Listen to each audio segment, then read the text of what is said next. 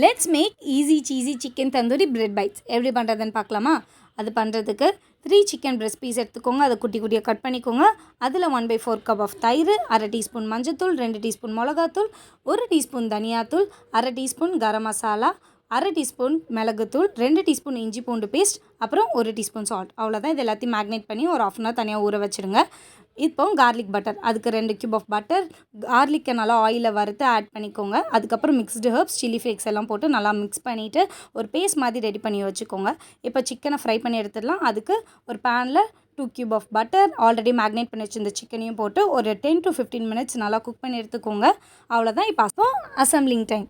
அதுக்கு நம்ம already prepare பண்ணி வச்சுருந்த கார்லிக் பேஸ்ட்டு, அதுக்கப்புறம் மொசரல்லா சீஸ், சிக்கன், திருப்பி சீஸ், திருப்பி மொசரல்லா சீஸ், இவ்வளோ தான். இதை வந்துட்டு 180 டிகிரியில் 10 மினிட்ஸ் பேக் பண்ணி எடுத்தால் செம்ம சீஸியான chicken tandoori bread bites ready. Try பண்ணிட்டு எப்படி இருக்குன்னு சொல்லுங்கள்.